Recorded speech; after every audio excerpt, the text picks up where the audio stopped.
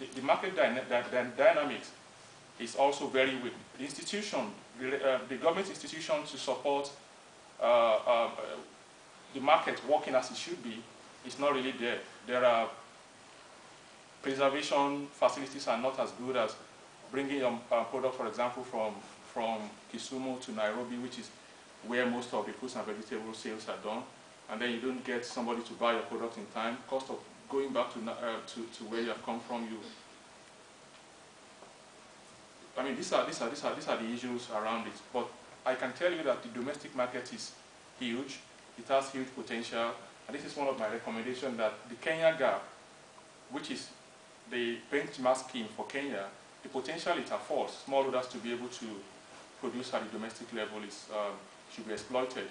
Well, retailers like leading retailers like Nakumat, and they are showing interest in the label now, and they can be drivers at the domestic level for talking about price. They can be driver for price, driver for volume, and the rest of them.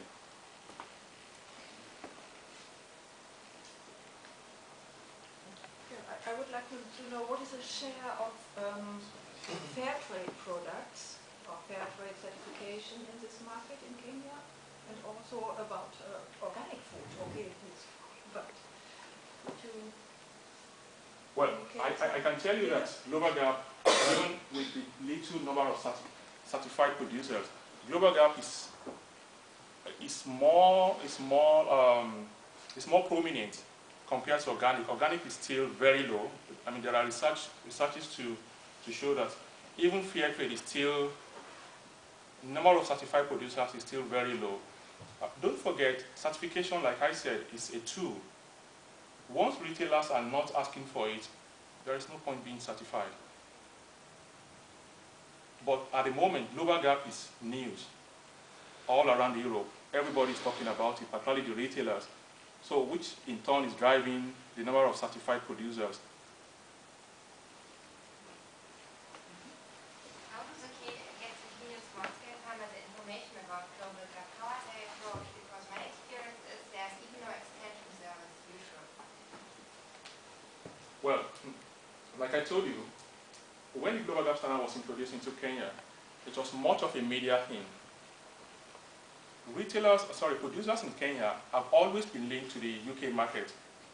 So when the Global Gap news came, instead of understanding what the standard stands for, the attention was more on the impact it would have on poverty reduction, and I can tell you that development agencies did a lot more harm than good in the case of Kenya. Till date, most producers still do not understand what the standard really is. How can I do it? How can I go around it? But in their head, exclusion from the UK market is just, but it goes beyond that. There has to be, like I said, there has to be a way at the domestic level to know what it is. How can I comply? What does it take for me to comply? In complying, how much do I stand to gain? And this is why the Kenya Gap, the benchmark scheme, well, at the moment they are trying, but the capacity for countrywide implementation is still very poor. It's just a secretariat somewhere in the middle of Nairobi, and with a few staffs, and covering the whole of the country is still an issue for them. Yeah. So right now, this small-scale farmers have access, which are already in the export business, or? Yeah. Because this one, which are just produced for the domestic market, they can't get any access to it. Yeah, like I told you, most of these exporters, there are about 240 of them that are part of the FP, the Fresh Produce Export Association of Kenya. They have their different grower schemes through which they source for produce. So there are quite a number of producers that are still part of the export chain, but the number could actually be more if the interventions were targeted better. Please, what's agricultural scientists in Kenya doing in trying to help farming, these small-scale farmers, improve upon their agronomic practices, especially IPM, and trying to get them meet these standards? Well, there are there are government institutions like KEFIS, Kenyan Health Plant Inspection Services. There are some other research institutes like the one based in Kari, Kenya Agricultural Research Institute, based in Thika. They are doing quite some work to promote extension to, particularly in aspects of pesticide usage and also in the aspect of disease management. But like I said, this is just an aspect of the technical element.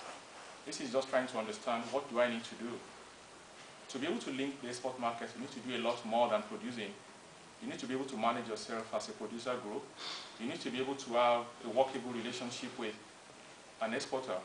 You also need to be able to think agriculture as a business. So it goes beyond just producing, following the principle of IPM, or just producing a disease-free sugar snap. You have to look at it broadly. And from your presentation, I can see that irrigation is very important in trying to meet these standards after production. What are the institutional policies in Kenya? Is it trying to kind of favor farmers, small-scale farmers, in terms of irrigation facilities? Well, talking about irrigation, I will tell you, well, like most of us know, it takes quite some fund, some investment to be able to set up irrigation facilities. And in most smallholder farms, there are no irrigation facilities, except in farms that are controlled by exporters. They can afford to put money into investing in irrigation facilities, knowing that that is a means to accessing the export chain. The government is trying, there is, I can't remember the name now, there is a federal government policy to look at agriculture broadly, I think over the next 5-10 years. So I would believe that part of that policy, or part of that intention by the government will be to support irrigation. Because, like I said earlier, horticulture is, at the moment, the leading export earner for Kenya. So I would believe that there will be a lot of concern in that direction. Okay, we have to stop here, and we'll have our private talk now. And so I ask you all to get out for a good time.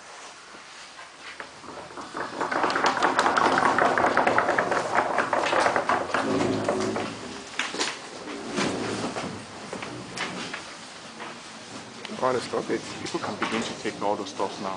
Just let me tell Martha, they can begin to, before they go, just let them know. Okay, let me stop.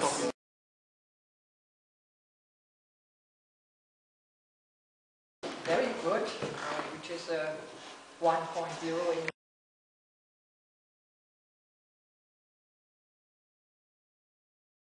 Thank you very much. Thank you very much. Thank you very much. Very good job. Yeah. Thank you very much. I want to use this opportunity to sincerely appreciate